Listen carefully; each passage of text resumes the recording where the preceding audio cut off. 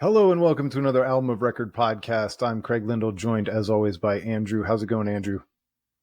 Oh, it's going all right, Craig. We talked last week a little bit about the election, and so now we're going to spend a whole episode talking politics. Yeah.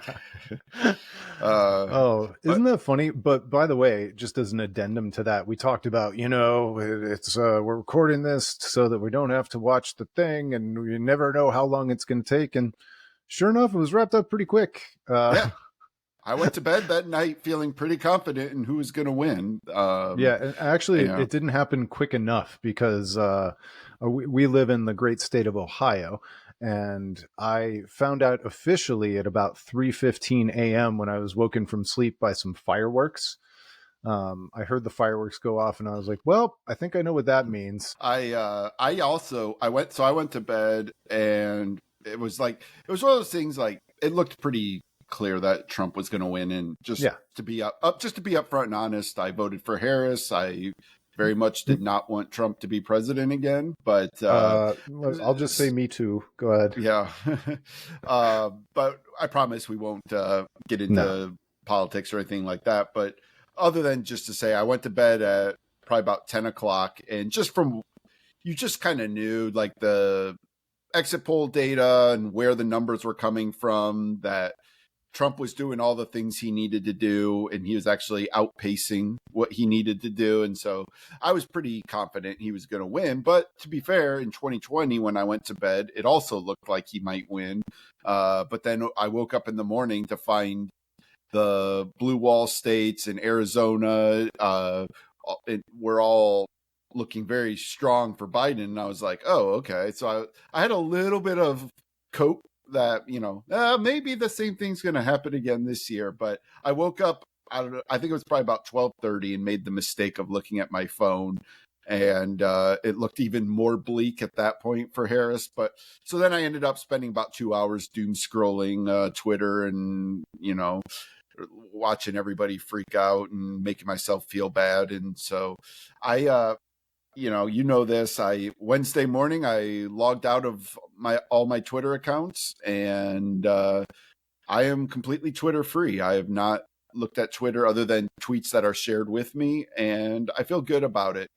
I did. Well, let me give some additional context though, because this is not like there are a lot of knee-jerk reactions of people all of a sudden quitting Twitter for various reasons. You've had mostly hate, not so much love, a hate relationship with Twitter for going on 2 years now.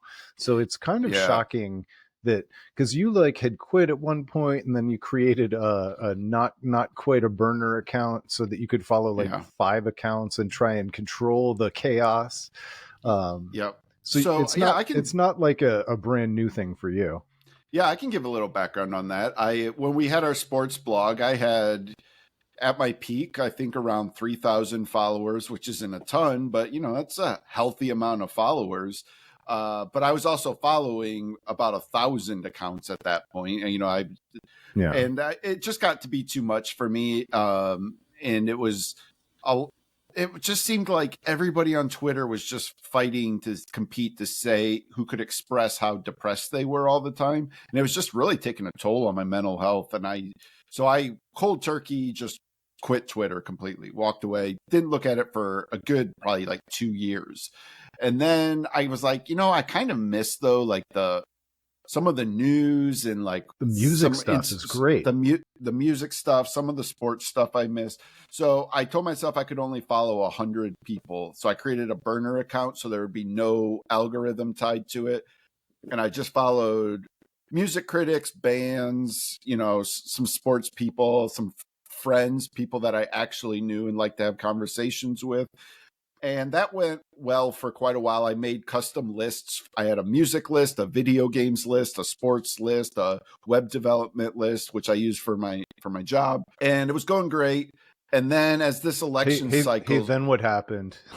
Then there was an election coming up, and I found myself getting sucked back into the vortex of living and dying with every political opinion. And then the algorithm just became so oppressive, and I know what you're alluding to with the For what you happened. tab. though the what happened really was, when Elon Musk bought it, this is not anything per se personally about Elon Musk, but he definitely changed the way Twitter worked and the No, algorithm, and everybody would recognize that the For You channel tab thing it took over. changed drastically because people started making money from being posters on Twitter, and which, right, wrong, or indifferent, that leads certain type of behavior, and then it's like a snake eating its own tail at some point, and then the For You tab has nothing to do with you and what you chose. It has more to do with what the platform aims to do for itself. And so what you were trying to build in terms of a custom experience turned out to be a not so custom experience. Yeah, and I couldn't help myself. Like, this is just a personal flaw of mine. Like, so I go to Twitter because I want to look at the people that I follow, but every time it defaults to the For You page first, and I cannot switch off of that fast enough before I see something that makes me mad.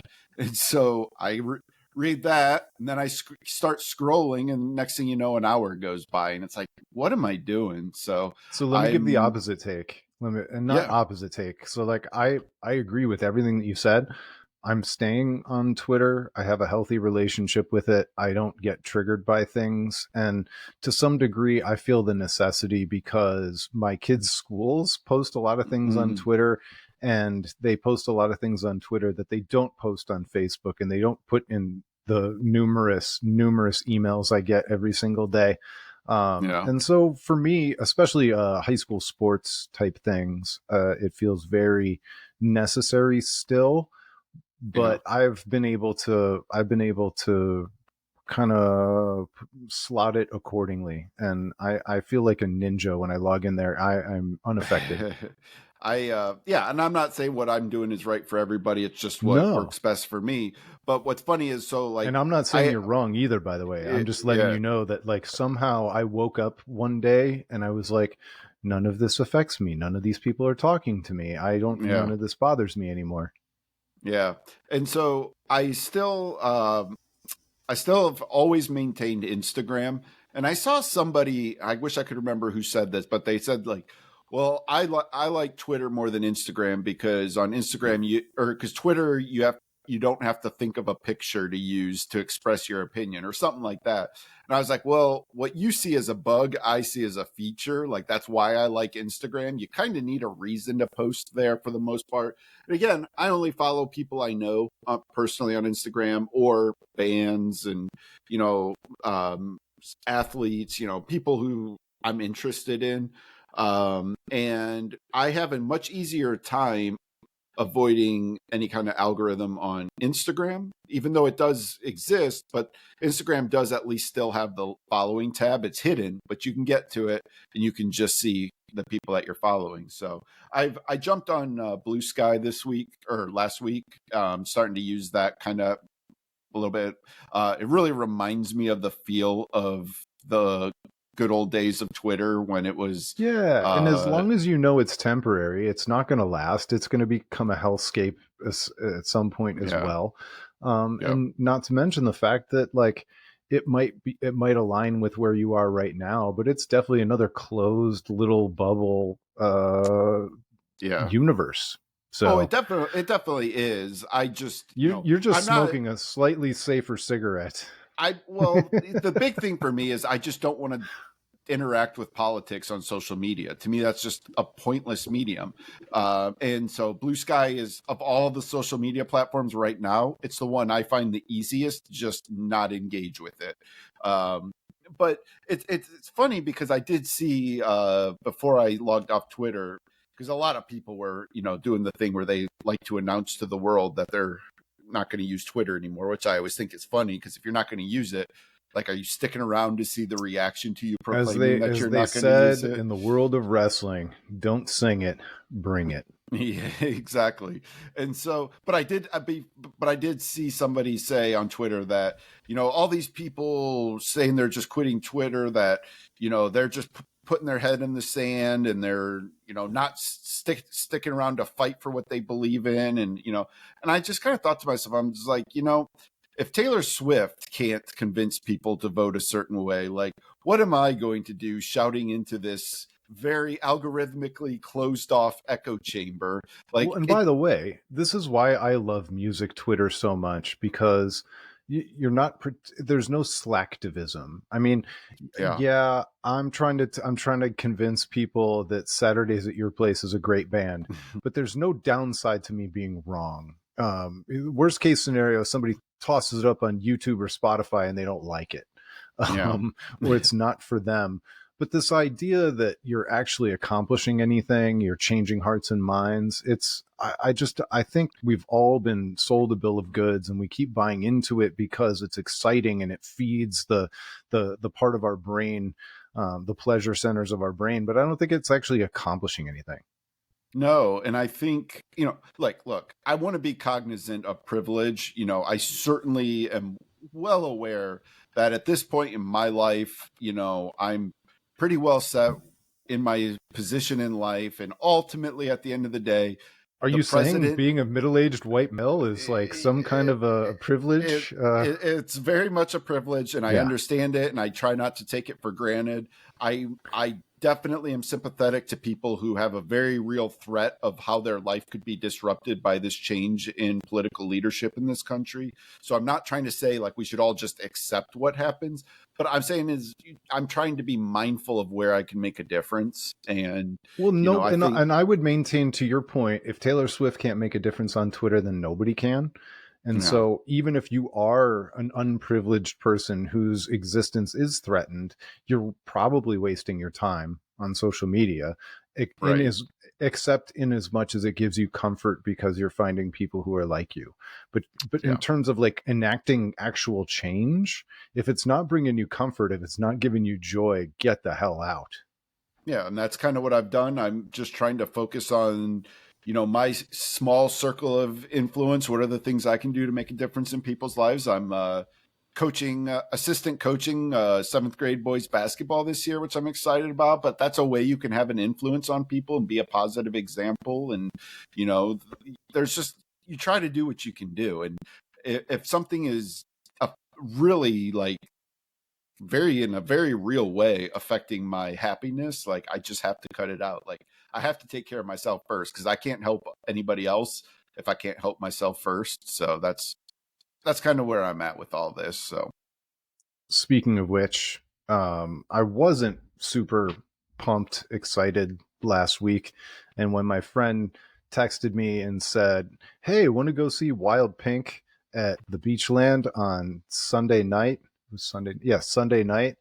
And I was, every part of my soul, every part of my body was like, no, not really. I don't want to leave the house. I don't really feel like doing anything.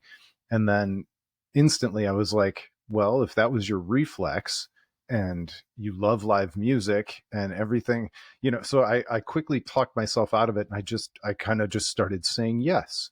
I was like, yes, I do want to go to that show. And then he was like, well, do you want to hit the pizza place beforehand? I was like, yes, I do want to hit the pizza place across the street beforehand. And so I just kind of said yes to everything to get my stupid ass out of the house. And it turned out to be a phenomenal night, phenomenal show. For, you know, you and I talked about the Wild Pink record on the last episode, and I think I was kind of medium on it. But as always, seeing the material live really kind of set it on fire for me. I've been listening to that record nonstop this week, and I know it's only Tuesday. We record on Tuesdays, but I yeah, feel like I've been listening to it for 3 weeks now because I've listened to it so much. yep, And those songs really took hold. But here's the interesting thing. So now that I'm listening to the album, I almost feel like their live performance was more understated than the record. Like I feel the guitars were probably a little less distorted, a little less huge, and there was a lot more subtlety to the live show. And we're talking about a band with vocals that are basically understated as a rule anyway. It hmm was kind of the reverse, but it was still effective, which was strange to me. they kind of lean more into the Americana side of it than the alternative rock side of what they do, perhaps live. I felt so. That and honestly, like just when you told me that, it really just didn't surprise me. Just having seen a lot of like, there's a lot. If you go on YouTube, you can find a lot of very stripped down performances, and so it didn't really surprise me that that would be the case. I think that with these kind of artists that Wild Pink is a band, but it's ultimately the project of one person, really. Yeah. And when those kind of artists play live, it tends to be more of a inner reflection of these songs, and I think sometimes the album is more of the outer expression of that. You crank it up and you try and make it louder and bigger, but when you're in an intimate setting, because they don't play to huge crowds. Would you say you said there was not very many people there? No, it was in the Beachland Tavern. It wasn't even in the ballroom, and so I don't know, 50 to 75 people. Yeah. If I'm wildly off, it was 100. Yeah. And so, when you're playing those kind of performances, it just has a more intimate feel anyway. So it kind of makes sense, I think. But it was really just the guitars. I'm saying, because the drummer, there are a couple up-tempo songs with some pretty lively drumming, and that dude was getting after it. He was great. And so no disappointment at all. Don't sense any disappointment. I'm just noting the difference between the record and the live show. It was awesome though. Those kind of shows can always feel more personal, which can sort of add to it anyways. I always say probably my favorite all-time concert that I've ever been to was Chris Cornell's solo on his Euphoria Morning tour. I saw him at Newport here in Columbus, and that place was half full. Like, it was not well attended. It was one of those things too, like there wasn't an opener. I don't know if there was supposed to be. I can't remember anymore if there was supposed to be, but we literally stood there for like 2.5 hours waiting for him to come on. Like, it was a long time of standing there waiting, and people were getting to be in a kind of a bad mood. And then Chris came out and just really just drew the crowd into him. And again, it was, yes, there were some songs that he did play loudly and with the big guitar sound, but a lot of these were very subtle, muted, understated type performances that just made it feel like you were just sitting in a living room with Chris watching him perform these songs. So I like those kind of shows. Yeah, when I saw Chris Cornell, he played Lakewood Civic Auditorium, which is the auditorium at Lakewood High School. Yeah. And so kind of the same vibe. I don't think there was any alcohol there. Number one, so it was very different than your normal rock show. But in terms of intimate settings, you get yourself into a high school auditorium, and it just is crazy. I still wonder like how the promoter gets connected to that venue and a show like Chris Cornell happens, but it's not the only big show that's ever played the Lakewood Civic Auditorium. It's just kind of funny. I'm curious though, when you see a show at a high school auditorium, are there people smoking weed there still? There were not at that show, but this was also like maybe 5 years pre-pandemic. We could be going back to 2014, 2013. I don't even know. But nobody was smoking pot in high school. All the kids coming to school the next day, like, why does it smell like weed in here? Yeah, that was probably a little bit before every band became a weed band too. I don't know. True. Yeah. That is definitely a thing, by the way. Like, you go to concerts now, like, I don't know if some of it's just because of the it being more legal, if that's probably a big part of it, I would assume. But definitely, like, there's some like surprising bands that like you'll see that you wouldn't necessarily think of as a weed band, and like everybody's up smoking weed at the show. So for sure. So one of the things that we wanted to talk about today was the Grammys, and not like the typical way I think you'll hear other people talk about the Grammys, because I don't want to speak for you, but I don't think we care about the Grammys. Oh, you can speak for me on that. Yeah. I truly could not care less about the Grammys. So let's talk about it. Yeah. So this was really interesting to me because on the one hand, Pearl Jam Dark Matter is nominated for Best Rock Performance, Best Rock Song, and Best Rock Album. And like, I'm not sure that's the affirmation that anybody thinks it is or would want it to be. To my previous point, it doesn't freaking matter to me at all. But by the on the opposite side of the token, the other side of the coin, Knocked Loose is nominated for Suffocate for Best Metal Performance, and I'm like really rooting for it, Yes. and it feels like affirmation. Yeah, So yeah, for how could I sure. feel like the Grammys would be affirmation for Knocked Loose and couldn't care less about Pearl Jam? I think the thing on everybody's mind is those if Pearl Jam wins and Ed goes up to give a speech, are we going to get another "this doesn't mean anything" speech from him? I'm guessing not. I'm I'm guessing. guessing not.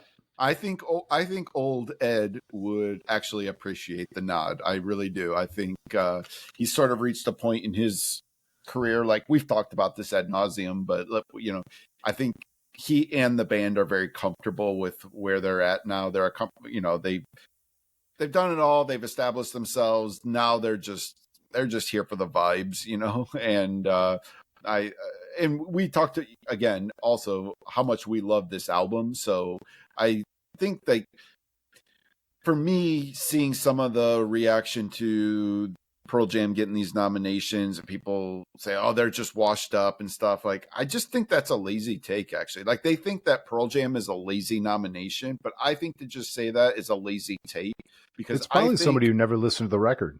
yeah, because I think that, or went into it just wanting to say, oh, this is another crappy later Pearl Jam album.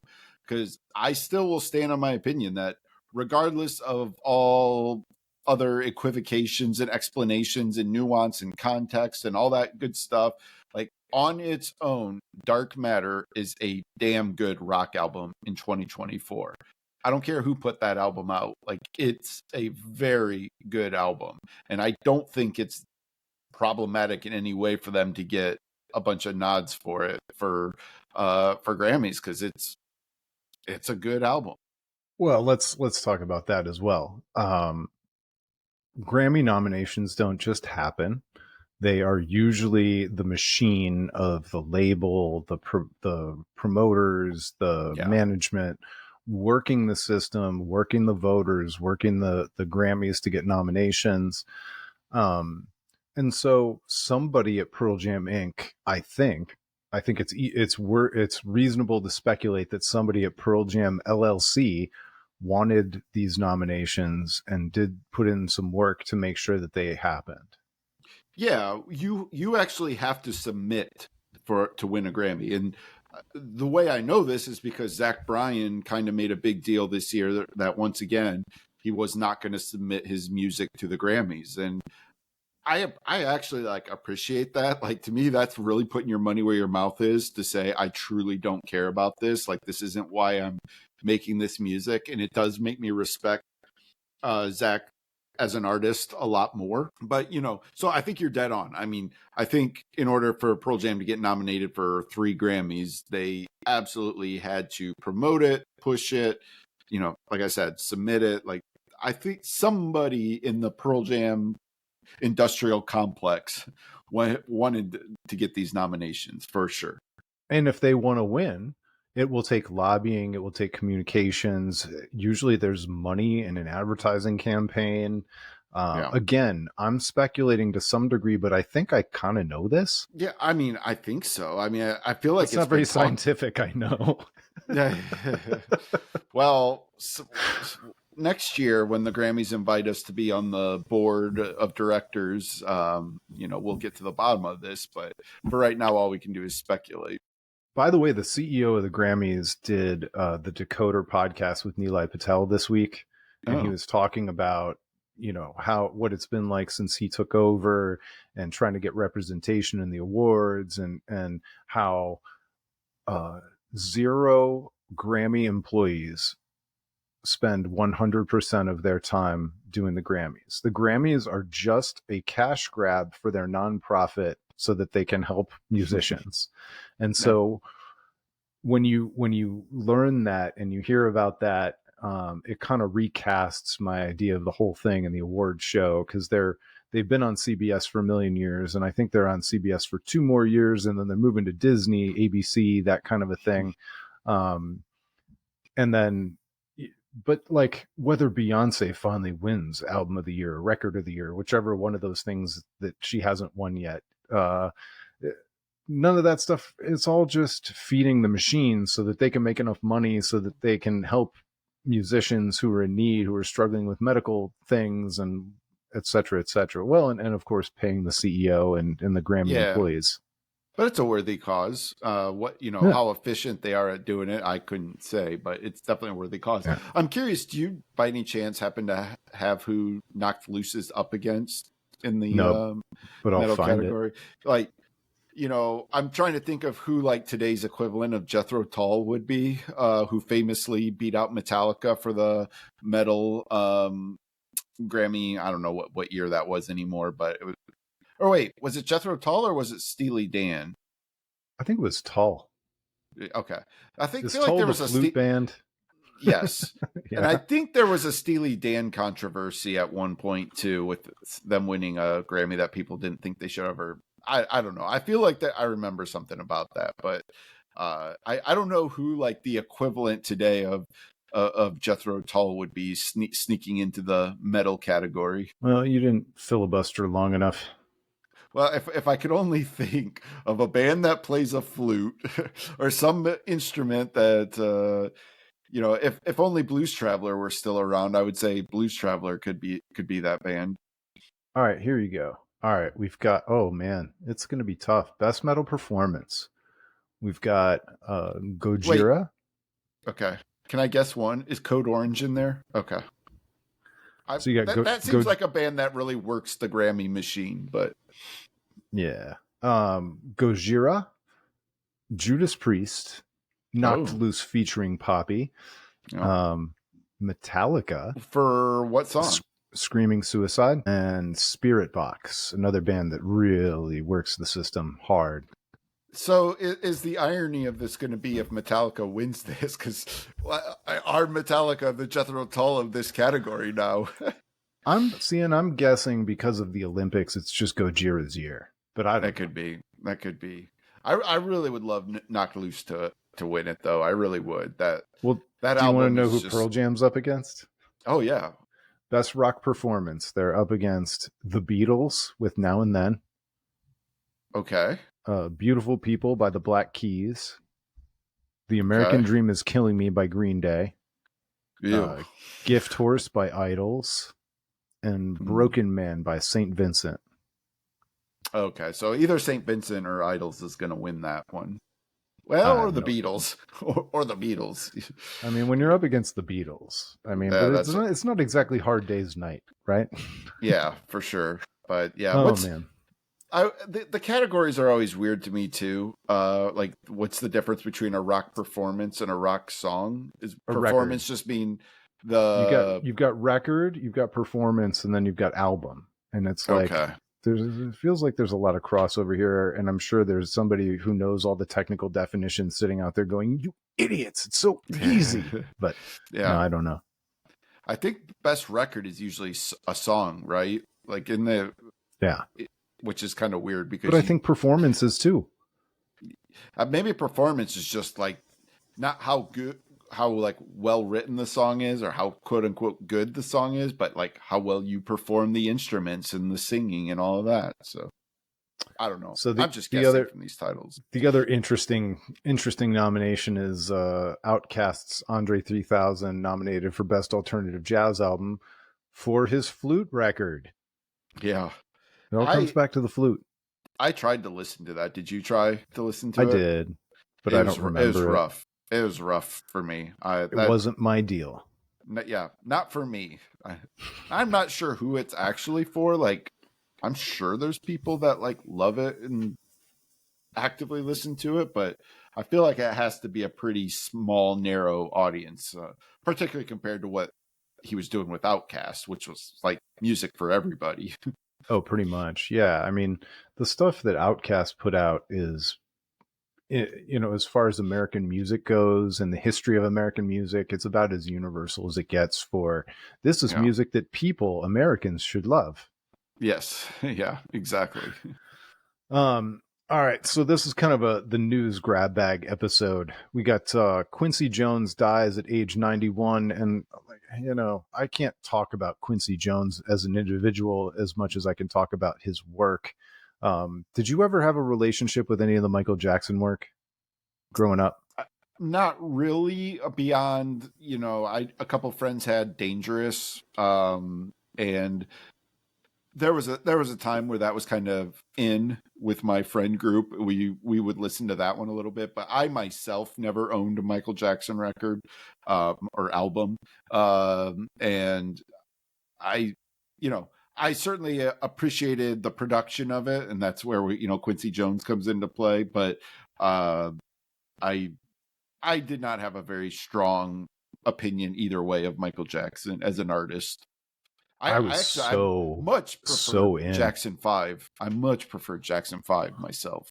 Well, I liked it all, but I was so in because of when I was very young, and we had a cassette tape of the Jacksons live. It was the Jackson 5 farewell tour.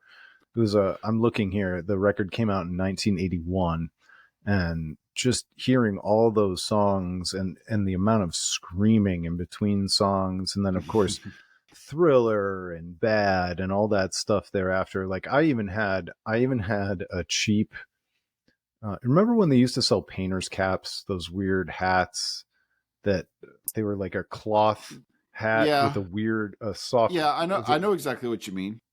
So I had a painter's cap that said Bad, Michael Jackson Oh, Bad. nice, I nice. thought that was awesome when I was like 5 or 6 years old. Yeah, But I was obsessed, absolutely obsessed. We had the record, played it in the living room because that was the only place the record player was. And man, yeah, I wore out that tape because by the time I had the tape, I could listen to that personally in any room, wherever I could move the boom box, right? yeah. Um, and so I was just obsessed with Michael Jackson, and I followed him all the way until Remember the Time and Man in the Mirror and all those things way late in his career. Um, and then for some reason I punched out. I stopped following the story. I don't know what happened after that. For me, It's all a for me, mystery. it was the Black or White song. The Black or White song I did not like. Oh, I love that song. I actively hated that song, and so I think that like just kind of soured me a little bit. For that, I just never dug any deeper into Michael Jackson. Well, it's perfect for me that that's where the story ended. Nothing happened after that. So Yeah. we'll move along to Noel Gallagher created a 6-hour version of Champagne Supernova for an art exhibit. How much would somebody have to pay you to sit through all 6 hours of the weird dance remix variations of Champagne Supernova that would last I 6 think hours? I think if they supplied me with a good meal, I'd be good. I could sit through it. I could do it. I could do it. I think I could too. The the worst thing I've ever done is a friend of mine bet me that I couldn't listen to nothing but the Mighty Boss Tones for a week. The just the self-titled. I think it's self-titled. The album, the famous The album. impression that I get. Yeah, that album. So that was all I could listen to. And I had to make sure I listened to it at least once every single day for a week. And so I did it, and that was terrible. And I'm not so like That's not even a I bad record. That's just right. Like a bad deal. but that is not an album you want to have to listen to with nothing else and no palate cleansers or anything. So I made it through that. So I feel like comparatively, like 6 hours of Champagne Supernova, a song I love, I could do it. I wouldn't. I'd be really sick of the song. I would probably never need to hear it again. But So that was Let's Face It from 97. okay. Let's face it. Yep, Is that the one? It's the white album Yeah. cover. Yeah. Yep.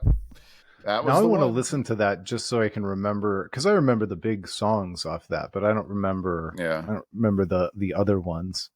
And Yeah. it's not a Like super long record either. No, which I don't know if that's better or worse when that's the only thing you can listen to. Like I think it's worse. yeah, because you're cycling through those songs a lot faster. But Like I, if somebody makes you listen to the White Album for a week straight, you're like, double disc. I could do yeah, this. yeah, for sure, you can breathe a little bit. But I don't even remember how it started, but it like how the bet started. But I'm sure it had to do with because I know like I've always liked Devil's Night Out. Like I could listen to that Boss Tones album plenty, and I'm sure at some point my friend probably just said, "Hey, I bet you can't listen to Let's Face It." Is that what it was? Let's Face It. Yeah, my On my repeat. my record was Question the Answers, the one with the Boston police car on the cover. Yep. I could have listened to that one for a whole week, I think. Yeah. But yeah, no, I think like this is like the most Noel Gallagher thing. Like this is just such an Oasis thing to do, anyways. Like the I love Oasis. I've been on record. It's probably, well, it's definitely a top 10 band, probably of mine of all time. I love, love, love Oasis.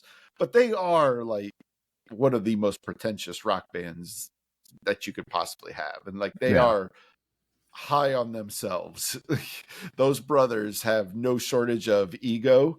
And so to do a 6 hour exhibit of Champagne Supernova, totally can see it happening.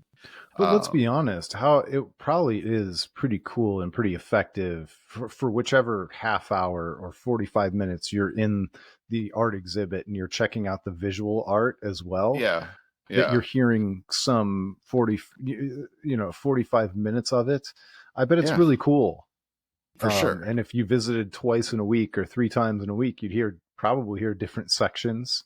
Yeah, Um, and I don't know. there's far worse Oasis songs that you would have to do this Oh, for. absolutely. Yeah. So um, So this I reminds me, like if it unrelated to was music. Wonderwall, 6 hours Yeah. of Wonderwall, no Oh God. thanks. Yeah, no. But Not Champagne with all the Super, dance remixes in the world. yeah, no, Champagne Supernova though, yeah, I could get through it. How about 6 hours of the Ryan Adams version of Wonderwall? Uh, no, thank you. That is a um, hard pass. so nobody ever told me that I had to listen to, and nobody ever dared me to listen to an entire record for an entire week. But there was one time I got, you know, you say dumb things sometimes when you're a young man, and I, I don't know if we'd been drinking or whatever, but at some point, one of my friends got a little bit too over the top with George Carlin, and I was like, "Oh, stop it! Whatever. He's not that funny." I said something stupid. I said George Yeah. Carlin's not that funny. And he's like, "All right, I dare you to watch the George Carlin special with me and not laugh." Yeah. Oh no. So Oh no. I white knuckled it through an entire George Carlin special, not laughing a single time because I've got a The very good straight face. the amount of spite you have to have in order to suppress all of Oh, that. I didn't enjoy it. It was funny. I was wrong. I was being a jerk. George Yeah. Carlin is one of the funniest people of all time. And Yeah. I was, you say dumb things sometimes, especially if you feel like you're getting to one of your friends. Yeah. You want to destroy their angels. You want to destroy. You remember Fight Yeah. Club? I just wanted to destroy something beautiful. Beautiful. Yeah, for sure. Um, I remember, I don't know if it was like a late night show, if it was a comedian that was on, or I don't know what it was, but I remember as a kid watching something with my brother, and it was a similar thing where there was like a bet of whether you could make somebody laugh or not, and somebody had to not laugh, and we were like, all right, let's not laugh at this. And all the dude did was pulled out a jar of peanut butter, and like he's like, I squeezed the peanut butter out, and like it would like kind of come out of the jar, and then it would go back in, and I immediately just lost it. I just lost it. It was like the funniest thing. That was so dumb, but like it was so unexpected that it like my brain did like a weird thing. Like you know how sometimes like when something just surprises you so much, your brain feels like it like jumps, like it's like, wait, I'm in a different reality now. Like that's kind of what happened with that because I was so unexpected. well, and those are the kind of thoughts you try and tamp down when you're in church or something, where you have Yeah. the wildest thoughts, like what if that old lady farted right now, and then all of a sudden your brain goes, you should start laughing really hard and you should not stop and you Yeah. should lose control and giggle and your parents are going to hate you. It's And the but yeah, no, you can't control it. it's the Pez dispenser episode of Seinfeld. Like Yeah. just Jerry pulling out the Pez dispenser and Elaine just losing it because she wasn't, it was so unexpected for him to pull out a little Pez dispenser. So, you know, the art of humor is often like, just, can you just totally shock somebody to the point that they're just, it's so unexpected that you just have to laugh. Yeah, I agree with that. All right, I think it might be one of our shortest episodes ever, but the last story on our list here, actually second to last. You had something after this, but we've talked a lot about bands performing entire records. I got another example. We'll kind of give it a yay or nay. Incubus is going to perform Morning View in full at the O2 Arena in England, I think sometime in early 2025. So Incubus, Morning View, full album, yay or nay? Oh, totally yay on that. I would love to be able to go to that. I really appreciate the fact that they're celebrating Morning View this year so much. You know, they put out the Morning View 2024. What, I don't remember if that's exactly what it's called, but they re-recorded the whole thing. They went into the studio and re-recorded the whole album, and it's great. Like, I've listened to it quite a bit. I really enjoy it. It's cool to hear. A friend of mine hates it because he thinks the vocals are too weird, different, and maybe thinner. I think they are. I think that's a fair criticism, but I just think it's cool to like hear where the band is at with these songs today. So I love like, it too, by the way. Yeah. So I like the contrast. Like, if you told me I could only listen to one, I'm going to listen to the original, but like, sure. I like having this alternate version to listen to when I want to mix things up a little bit or hear a different take on these. So for me, I absolutely would love to be able to go see them perform that. But for those who album. haven't heard our previous episodes, the question is always, does the record have enough gravity? Does it deserve the entire performance? Yeah. Or would the band be better served saying, we're going to celebrate Morning View, so instead of just playing the 2 or 3 that we normally play, we're going to play 6? And so I think it matters. You think this one belongs as a complete work, and doing it from front to back is really good? To me, this is an absolutely iconic, great album. This is in the pantheon of great albums. So for me, that passes that test. But also, I think it matters too. Like, how many times are you going to play it? I like the thought of a destination event. Or we talked about this Pearl Jam doing like no code, but not telling anybody, just coming out and playing no code in its entirety.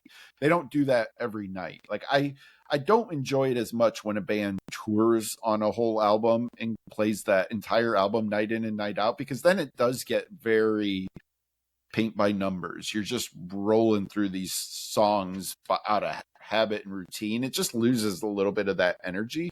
But when you, when you make an event of it and you can like have this like really cool one night only spectacle, I think it's very cool. So I'm very yay on this. By the way, I thought one of the worst executions of this, I forgot about this, but you and I were talking about this band this week, and that's Pedro the Lion. They played Control Anniversary, and they played the whole record, but they didn't play it in order. They intermixed it with the thing. They occasionally told stories about songs, but they didn't always tell stories about the songs. It just felt so workmanlike. Like, it felt like they were doing it because they were obligated to for business reasons. Yeah. And it felt like a business decision rather than something that was celebratory. Although it was interesting to hear David Bazan talk about how he was definitely not the same dude who wrote this lyric in this song, and I would never write this today, or I'm not this guy. Yeah. But yeah, so anyway. I think you hit on something there too, that it's just become trendy. I don't even know if trendy is the right word, just like what bands do. Like, it's just what bands do. Like, if you have an anniversary of an important album to your legacy, you're expected almost to go and play that album in its entirety on tour. And it's just not novel anymore the way it was when bands, first started doing that. We talked, I don't know if that was last week or a couple weeks ago. Like I thought, like for me, it was Weezer, like remembering Weezer going out and doing the Blue album. There was something. Mine was Sailing the Seas of Cheese was the first one I ever saw. And it felt more novel when they first started doing it, but it's just overdone today, and I just don't have as much interest in that as I do in general, just seeing a broad set list of a band. Like I'd rather see a band just play their whole catalog, play stuff from all the eras of a band. Unless Deftones want to come out and do entire White Pony or entire Around the Fur, and then I'm in. Yeah. If they did self-titled album, I would spend some money to see that whole album. That's a great one too. Live. Yeah. So that's why we always say it depends. Yeah, it depends. It just depends. Yeah. Is it a good idea or a bad idea? Yay or nay? Well, I agree with you, by the way, that especially if it's like a one-off in a special venue, and this record in particular, one that they've already celebrated by re-recording, I absolutely think it's worth doing. By the way, this record, it kind of escaped me in the moment. Like I heard the big singles, but I didn't dive into this record in the moment for whatever reason. I don't know what I was doing in what year was this? 2001. I wasn't big into Incubus in 2001. I was probably knee deep in emo and indie rock. So I very much was into Incubus. I first started listening to them around the time of the Family Values tour. They were on that Family Values tour with Korn and Limp Bizkit, and they were on that Sampler album that they put out, the Family Values tour, Volume 1, whatever. And they were very interesting. And then, they put, was it called Make Yourself? Is that what that album was called? Yep. With Drive, which became a huge hit. They had another, drawing a blank on the other big hit from that album. Anyways, Pardon Me. Yep. And so I liked that album, but then I went back into their back catalog and discovered Science, which is my favorite Incubus album. Great. A lot more scratching and mixing on that one. Yeah, it was just unlike anything I'd ever heard before. It was so unique. And so I loved Incubus. And when Morning View came out, I remember reading stuff saying this was a bit of a change of pace for them a little bit, that it was going to be different than what you might expect from an Incubus album. And I didn't know what to expect. And I do remember there being some mixed reaction amongst the people who liked the idea of Incubus as a heavier band. And, even though, Morning View has its moments where it can be loud and heavy and aggressive, but it's, I don't know, it's very much more of an earthy album. It's just more down. It's so weird to me though, because I was right back in for Crow Left of the Murder. I was back in, and I think, what it was though, I think Megalomaniac pulled me in ways that, and Morning View is great. Don't get me wrong, but Megalomaniac is a brighter single, a brighter spot in terms of just something that demands you listen to it. Yeah, to me. No, for sure. But no, I think that's certainly fair. For me though, I fell in love with Morning View. And so that's just been a constant in my life. Even though I say Science is probably my favorite Incubus album, I probably listen to Morning View more today. Science just sounds much more dated to me, whereas Morning View I can still put on and it still sounds fresh and vibrant and, alive today in a way that maybe Science hasn't held up as well. I love that album. Well, and I think Morning View is kind of sneaky, maybe their best record, and not their best. We don't have to rank them, but and I don't think you're not a giant Foo Fighters guy, but you listened to a lot of Foo Fighters early on, right? Yes, for sure. So I think Morning View is the same to Incubus as There Is Nothing Left to Lose is to Foo Fighters, where it's like hardcore fans might call it their favorite Foo Fighters record, but the casual fans would be like, what are you talking about? That's the one with Stacked Actors and Learn to Learning to Fly, Stacked Fly. Actors, Generator, Breakout, Next That's Year. yeah, that probably is my favorite Foo Fighters album. So Aurora. no, Color and the Shape is my favorite Foo Fighters Yeah, album. I don't think it can ever beat Color in the Shape, but if you Yeah. tell me like, hey, you want to listen to Foo Fighters today, there's like maybe a 7 or 8 out of 10 chance I'm going to There's Nothing Left to Lose. Yeah, no, that's a good comparison, actually. I like that a lot. I hadn't really thought about it that way, but yeah. Sometimes That's an interesting point. We just have to talk off the cuff and see what happens. That's right. That's right. Show prep on this show sometimes is some weeks is better than others, and this week we were like, well, maybe we're gonna have a guest, maybe we're not, and then we threw this together this morning.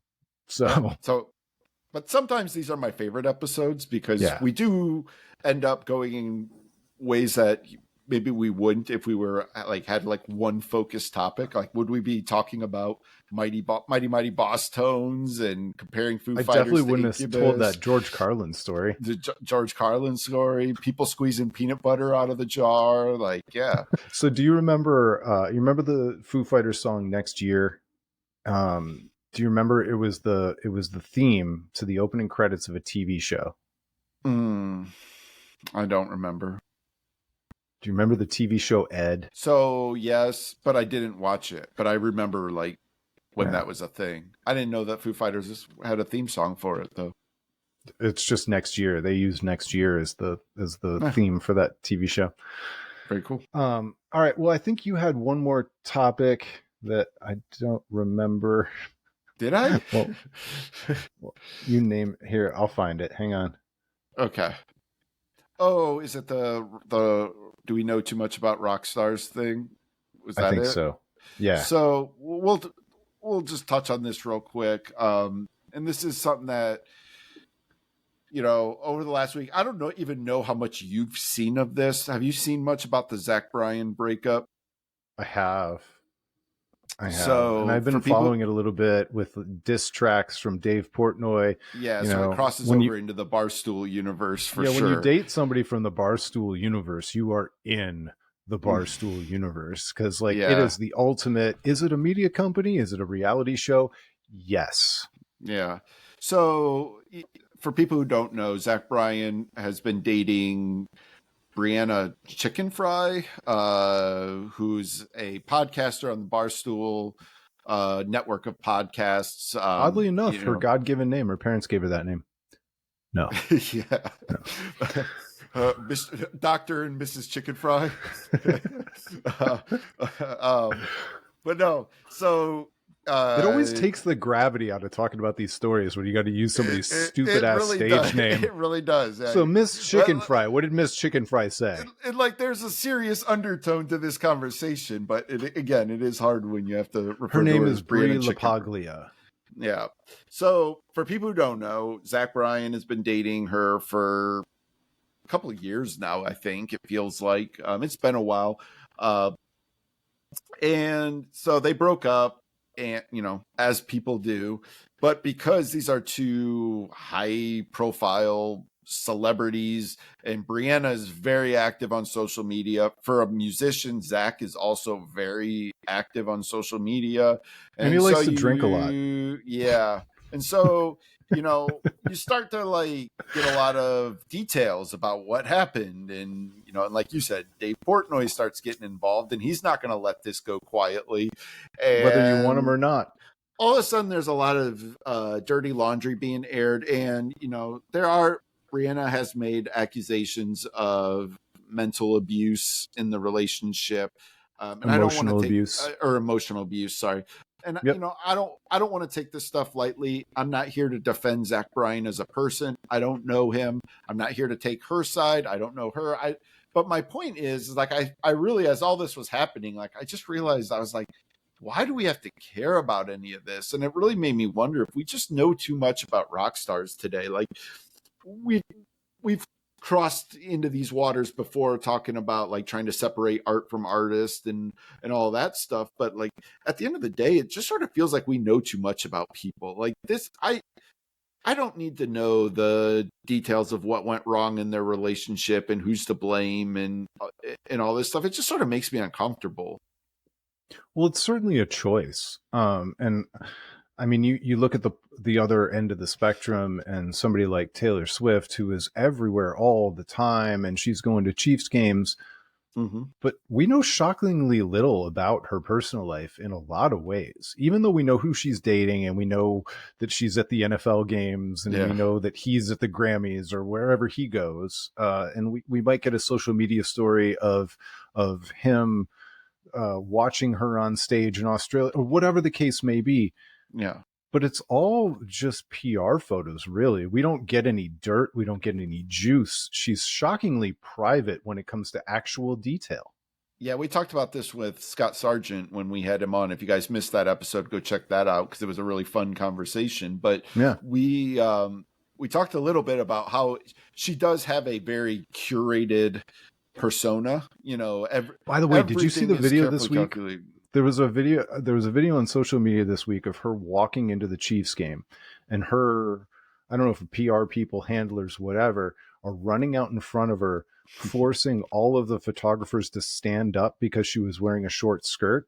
Yep. And she understood the game too. She slowed her walk until all the photographers actually stood up because she was keeping herself from getting an upskirt taken. Yep. And so the machine is well oiled around Taylor Swift. They know exactly what they're doing. For sure. But, you know, everybody doesn't have access. I'm not saying I blame her, by the way.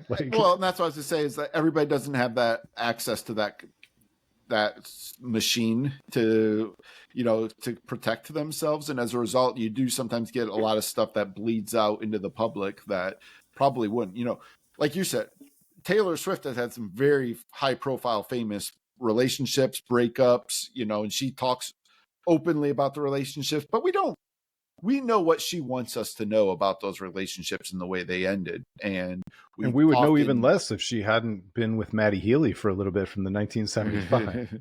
Yeah. But it's usually other people talking about her, not her talking about herself. But like, it's just interesting when you think about whether it's Jake Gyllenhaal or John Mayer. Like, we have heard very little of their side of the story of, you know, what has happened. And maybe they have talked about it, and just because they're not as big as celebrities, you don't hear about it, but everything feels very one-sided. And I was thinking about that too, as you have the like Barstool machine protecting. You just Brianna minimized John Mayer and Jake Gyllenhaal, by the way. That's hysterical. Hey, compared to Taylor Swift, you know. I know. You're not wrong. But we're talking about one of the biggest actors, biggest movie stars in the world, and one of the most notable pop star guitar players in the history of the world. Yeah, for sure.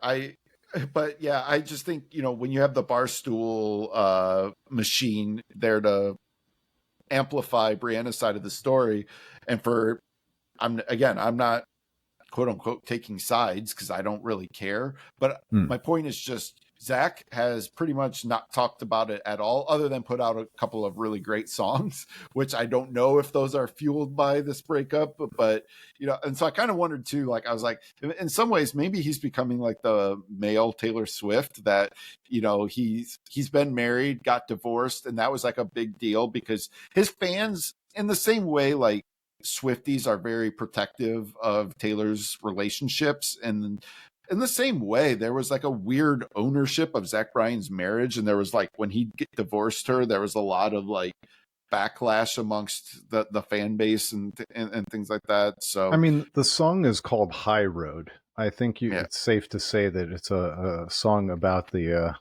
what's going on.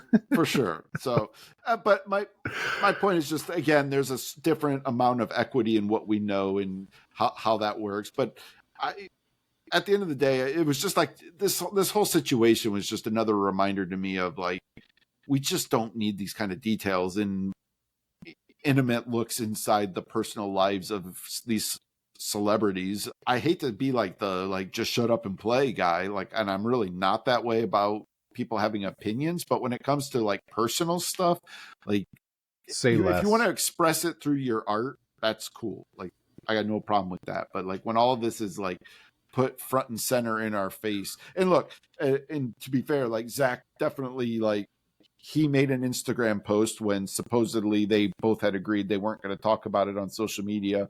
He then went out and immediately put a Instagram post out saying they had Man, broken you are up. So so he, in it. It's but dude, you're right. I'm It's all eh, so tabloidy.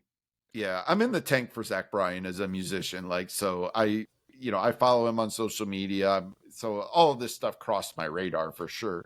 But yeah, I don't know. I just kind of felt like, I don't know. It just seemed like a little bit much this time. It was just like, I don't think we need all these details. So No, I'm with you on that one. And especially like I'm not one of these people who just like hate like I don't read Barstool or whatever else. Pardon my take, I think is funny and I occasionally yeah, get some clips across social media. Like I don't it doesn't bother me that they exist. But yeah, I also recognize what they are. They're kind of whores for attention. They'll like anything that they can get attention for, yeah. they lean in hard and I kind of respect it even though I don't want to participate in it.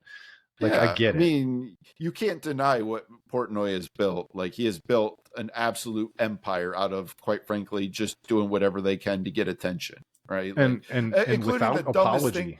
the He's got dumbest no thing in the apologies world. whatsoever. Yeah, like his pizza reviews are, it's the dumbest Hysterical. idea in the world, but he's built like this huge thing around it. Like, Dude, they it's sell one bite, everybody knows the rules pizza at Walmart in the frozen yeah, food section. yeah. He's So, no dummy. absolutely. So you have to have respect for what, his success and how good he's been at Yeah. it. But yeah, it may not be for me, but it's definitely impressive. And look at that. Last story takes us over the 1 hour mark. We just cannot keep Nailed it. ourselves under an hour. No We talked chance. about Pearl Jam. We talked about all this stuff. But anyway, we want to thank you so much for listening. Thanks for joining us. We appreciate all the people who are listening on audio only. We appreciate all the people who are on YouTube. The YouTube audience has grown massively, and we couldn't be more appreciative. We thank you. Make sure you check out the website, albumofrecord.com. That's where I wrote all the original essays. That's where you can find links to all the good stuff. If you subscribe there, you'll get notified when new episodes come out. It'll help us greatly if you do so. We would love to know who you are. We promise not to spam you. And that's it. We'll talk to you next week. It's been the Album of Record podcast.